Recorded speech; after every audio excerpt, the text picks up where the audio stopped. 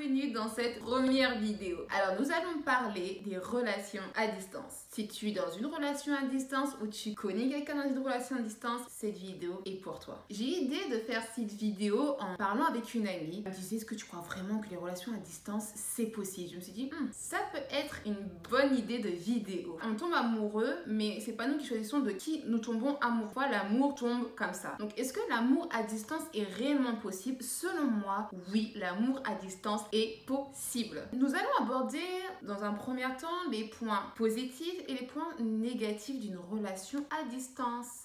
Premier point, dans une relation à distance, on a plus de temps pour soi. Effectivement, quand votre partenaire vit plus ou moins sa vie et vous la vôtre. Imaginons que votre partenaire vit à New York et vous que vous êtes en France. Il y a un certain décalage horaire. Donc effectivement, vous avez plus de temps pour vous, pour pouvoir vous développer, pour pouvoir lire, pour pouvoir voir vos amis, pour sortir un peu plus. Donc profitez en fait de ce temps que vous avez pour vous. Deuxième point très important, vous allez découvrir l'autre. Avec la communication, vous allez beaucoup plus communiquer, vous n'allez pas faire d'activité à proprement dit, vous n'allez pas sortir au cinéma ou regarder un film ensemble. Les seuls moments que vous allez passer ensemble, la plupart du temps ce sera pour communiquer. Donc vous allez vraiment découvrir votre partenaire et savoir un peu plus en profondeur qui il est. Donc c'est vraiment une chance inouïe. De plus, par rapport à ça, par rapport à la communication, le fait de pouvoir communiquer beaucoup avec lui, vous allez devenir de plus en plus les meilleurs amis en fait. L'amitié est la base d'une relation amoureuse. En tout cas, selon moi, être amoureux, oui, c'est beau, etc. Mais avoir une amitié, c'est encore plus merveilleux. Quand je vois des couples, par exemple, sur Instagram ou quoi que ce soit, vous voyez qu'ils sont vraiment fusionnels, les meilleurs amis vraiment. Je trouve ça très beau en tout cas. Donc, vivre d'amour et d'eau fraîche, c'est bien beau, mais au bout d'un moment, vous direz que je ne sais pas si réellement ça va tenir. Mais si le couple est vraiment des amis, etc., oui, selon moi, le couple sera un peu plus solide. Autre point qui est un point positif, mais aussi négatif, nous verrons ça dans le point négatif. Là, je vais prendre l'aspect positif, c'est qu'on se manque mutuellement. Alors oui, on se manque, vous allez me dire, mais c'est un point négatif. Oui et non, parce que si on se manque, le jour où on se verra, en fait, ce sera des retrouvailles explosives. Ce sera juste magnifique. Quand vous allez vous voir, vous allez dire, vous avez toutes les émotions qui vont se multiplier, ce sera juste fabuleux. Alors que quand vous voyez, par exemple, le week-end prochain, 2 jours plus tard, oui, vous êtes toujours excité de voir votre partenaire, mais c'est moins explosif. C'est un point très positif. Donc maintenant, nous allons passer au point négatif. Comme je dit tout à l'heure, dans le point positif, on se manque. Alors oui, on se manque, c'est très difficile, il y a les retrouvailles explosives, tout ce que vous voulez, mais sur le moment, c'est assez compliqué. La personne vous manque, vous vous dites, mais elle me manque beaucoup. Donc, des fois, vous vous retrouvez seul, c'est un autre point négatif, justement. Quand la personne vous manque, des fois, vous vous sentez seul et vous ne savez pas trop quoi faire, etc. Donc, effectivement, vous voyez vos amis, vous sortez au travail, vous sortez pour vos études, etc. Mais parfois, vous vous retrouvez seul, vous dites, mais elle me manque, cette personne. Donc, moi, ce que je vous conseille dans ces cas-là, quand vous vous sentez extrêmement seul, c'est de profiter de ce temps pour pouvoir vous développer, lire un livre, créer votre entreprise, créer un blog, faire des activités manuelles, apprendre un instrument, apprendre à cuisiner. Bref, il existe de multiples choses à apprendre sur cette terre. Profitez-en de cette relation à distance, de pouvoir vous recentrer sur vous-même. Parce que le jour où vous serez avec cette personne, vous aurez peut-être plus ce temps de profiter parce qu'il faudra être là pour la personne, etc. Faire des activités ensemble, etc. Donc, le fait d'être seul, profitez de ce temps, même si c'est compliqué et que parfois on se sent extrêmement seul et qu'on aimerait pouvoir discuter avec la personne et dire voilà, il s'est passé ça dans ma journée, etc. Non, profitez-en. Un autre point négatif, on parle pas très souvent dans les relations à distance, ce sont le regard des autres. Alors quand par exemple vous êtes au travail ou avec des amis qui vous demandent alors est-ce que t'as un chéri, est-ce que t'as une chérie, vous pouvez dire oui, ça fait X temps, ça fait 6 mois que nous sommes ensemble, c'est merveilleux. Ah oui, vous vivez ensemble, il vit où? Ah non, il vit, écoute, à New York.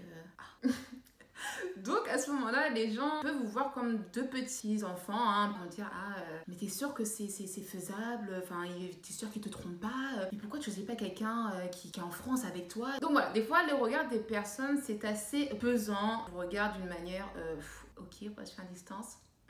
Ok, d'accord, je comprends pas trop le concept. Mais bon, voilà, en tout cas, c'est quelque chose qui peut être très difficile pour certaines personnes. Donc, il faut vraiment apprendre à passer outre de ces regards et savoir pourquoi on est avec cette personne et rester focus sur cette personne et se dire, ok, les gens ne comprennent pas, mais moi, je sais pourquoi je suis avec cette personne, je sais ce qu'elle vaut, je sais où est-ce qu'on va ensemble, etc. Autre point négatif, c'est on ne peut pas se voir quand on veut. Alors, effectivement, par exemple, deux personnes qui sont à l'opposé de la France, un au nord, un au sud, oui, il existe des RER RER ou des trains, des avions, la voiture, c'est un peu plus simple pour eux de se voir, même si c'est une relation comme à distance et que c'est quand même compliqué. Mais imaginez deux personnes qui sont dans deux pays différents, comme je l'ai dit, par exemple un qui est à New York et l'autre qui est en France. C'est très compliqué parce que là, on peut même pas prendre un week-end pour aller voir la personne. Il faudrait au moins prendre une semaine, voire deux, pour pouvoir les voir. Dernier point négatif selon moi, donc bien sûr, il existe d'autres points négatifs et d'autres points positifs, mais j'ai pris selon moi les plus importants. C'est le décalage horaire. Alors ceux qui sont en France, par exemple, un au nord, un au sud, il n'y a pas de décalage horaire. Mais pour deux personnes, comme je dis, à New York et en France, il y a le décalage horaire. Par exemple, la personne à New York va se lever et l'autre en France va se coucher et vice versa. Ça peut être assez compliqué et assez contraignant vraiment pour pouvoir se parler. Donc c'est très important de trouver un moment, ne serait-ce que 5-10 minutes pour pouvoir se parler et entretenir cette flamme. Maintenant, je vais vous donner 3 conseils vraiment pour pouvoir vivre sereinement cette relation à distance. Premier conseil, c'est ayez confiance en vous-même et en l'autre personne. Et ce conseil-là s'applique aussi pour les couples qui vivent à proximité ou même sous le même toit. Vous avez deux options. Soit vous avez confiance en la personne, soit vous n'avez pas confiance. J'estime que si vous êtes avec cette personne, vous devez avoir confiance en elle parce que vous savez ce qu'elle vaut, ce qu'elle est, ce qu'elle veut devenir, etc., etc. Donc vraiment, ayez confiance en cette personne. Si elle ne nous a pas montré une bonne raison de douter d'elle, je trouve que ce serait beaucoup plus simple d'accorder votre confiance et de ne pas paniquer, de ne pas douter pour un rien, entre guillemets. Deuxième conseil, selon moi, communiquer, communiquer, communiquer, communiquer. Je dirais jamais assez. Quand je dis communiquer, vous pouvez, et je vous dirais même, vous devez communiquer avec votre partenaire, c'est-à-dire exprimer vos doutes, vos craintes, votre jalousie, votre peur, etc., etc. Vous devez communiquer ça, lui dire j'ai peur, je suis jalouse ou j'ai quelques craintes et trouver une solution ensemble. En parlant du négatif, parlant du positif, par exemple, demain vous sortez avec des copines, boire un verre, manger au restaurant, etc.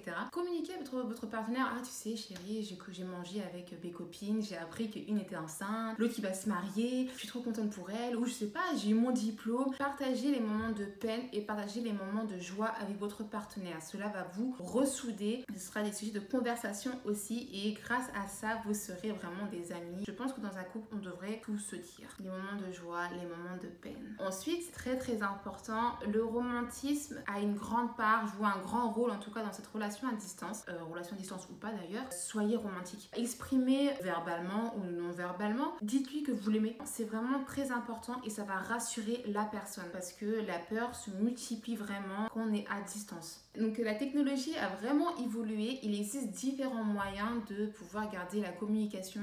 Donc vous connaissez WhatsApp, Skype, Facebook, Instagram, Snapchat, etc. C'est vraiment des outils que nous avons. Utilisez-les. Vous pouvez vous appeler, vous pouvez envoyer des messages, etc., etc.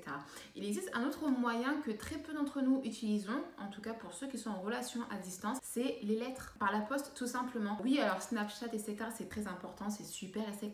Mais si vous voulez surprendre votre dulcinée, lui faire plaisir, etc., je vous conseille fortement de lui envoyer une petite lettre d'amour qu'elle recevra dans sa boîte aux lettres. Elle sera toute enchantée. Ça, c'est quelque chose de très romantique, par exemple. Alors, comme je vous ai dit, oui, il faut communiquer, mais pas trop. Bon, je m'explique. Moi, je vous conseillerais de communiquer, par exemple, le matin en vous levant et le soir en vous couchant. Vous essayez d'agencer un petit peu tout ça. Pas trop, pourquoi? Parce que la relation à distance, comme je vous ai dit, le point positif, c'est de prendre du temps pour soi. Vous appelez 2 fois, c'est tard dans la journée, vous aurez des petits messages, etc. Mais prenez ce temps aussi pour vous développer, pour pouvoir faire vos affaires, pour pouvoir apprendre à cuisiner, voir vos amis, sortir, etc. Car demain, ce ne sera pas la même chose quand vous serez avec votre partenaire. Troisième conseil, c'est ayez des objectifs en commun. C'est beau de vivre d'amour et d'eau fraîche, mais ça ne suffira pas, en tout cas pour la relation à distance, ça ne suffira pas. Surtout si c'est une relation à distance qui dure pendant des années. Si c'est simplement de l'amour, comme ça, oui, je t'aime, on s'aime, un jour on se verra, ça ne marchera pas. Vivre le moment présent, c'est important, oui, mais il faut vivre aussi dans le futur, programmer certaines choses et avoir une vision commune. Si vous n'avez pas une vision commune, je ne pense pas que cette relation va durer dans le temps, sincèrement. Avoir une vision commune, c'est quoi? Ça dépend de vous, en fait, ça dépend de votre couple, ça dépend de qui vous êtes, de vos rêves, etc. Par exemple, un couple peut dire, voilà, notre vision commune, c'est demain d'être riche et de créer un orphelinat pour les enfants au Nigeria. Notre notre vision commune. D'autres peuvent dire, voilà, moi c'est du développement personnel, on fera du développement personnel tous les deux. Lui il fera des conférences, moi je vais faire des vidéos YouTube, etc.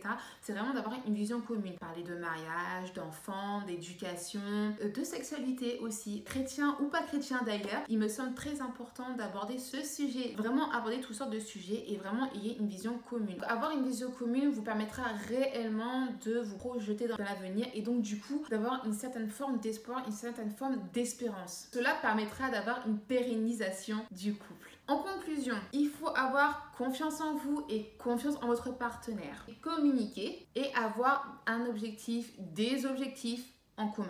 Vivre une relation à distance, c'est très difficile, mais ce n'est pas impossible. D'ailleurs, selon l'université de Hong Kong, les personnes qui vivent une relation à distance sont les personnes où leur couple est vraiment le plus solide. Donc ça redonne vraiment espoir à ceux qui vivent une relation à distance. Donc voilà, je vous souhaite vraiment du courage à ceux et celles qui vivent une relation à distance. Je sais que c'est très compliqué, mais sachez que si vous traversez ce moment assez pénible à certains moments, quand vous allez surmonter ça, demain que vous serez ensemble, presque rien ne pourra vous séparer parce que vous aurez vécu un moment très intense, très dur. Donc j'espère que sincèrement cette vidéo vous aura plu. Si vous avez des questions, n'hésitez pas à me mettre ça en commentaire. Si c'est un peu plus personnel, je vous invite sincèrement à m'envoyer un DM en privé sur mon Instagram. C'est vraiment un plaisir de vous aider, humblement bien sûr. Je vous dis à bientôt pour une prochaine vidéo. Au revoir les diamonds.